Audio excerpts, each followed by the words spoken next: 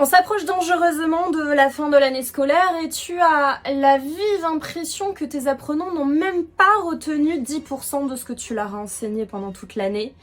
Reste avec moi parce que dans cette deuxième vidéo, je vais t'expliquer tous les processus de mémorisation et comment fonctionne la mémoire. Je pense que tu vas comprendre pas mal de choses. Tu es prêt? Attention, c'est parti! Étape numéro 1. Elle s'appelle la perception. Pourquoi la perception? Parce que c'est percevoir un stimuli extérieur qui cherche à entrer dans le cerveau. Mais je suis désolée de te le dire, tu dois savoir que le cerveau est très capricieux. Il ne va jamais permettre à ce stimuli de passer à la deuxième étape de la mémorisation si c'est une information ou un processus qui ne l'intéresse pas. Avoue que tu commences à comprendre ce qui se passe dans tes classes. On en arrive donc à l'étape numéro 2 qui s'appelle la conservation. La conservation, c'est conserver, comme son nom l'indique, la trace. La trace de quoi? Je te rappelle que lors de la première étape, ton cerveau a reçu un stimuli.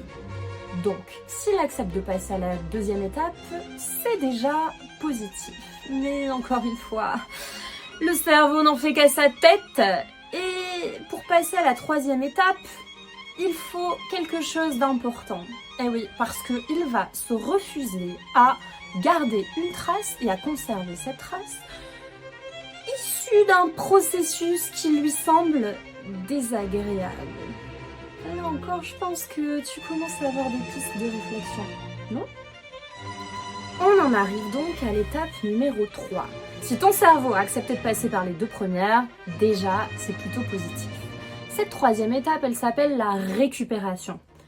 Évidemment, tu as bien compris, conserver une information dans le cerveau, c'est complètement inutile si ensuite tu peux pas la retrouver dans ton cerveau et la récupérer. Là encore, une petite information.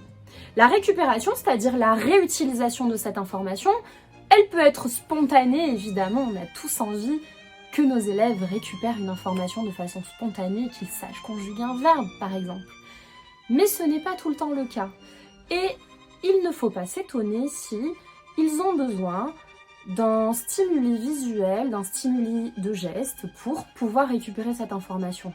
Là encore, tu ne dois pas t'inquiéter parce que ce processus-là est complètement normal. Tu dois bien te douter que pour pouvoir avoir une mémorisation efficace, il faut aussi adapter nos activités. Tu as besoin de quelques pistes pour ça? Je t'en donne certaines dans la prochaine vidéo. À très vite!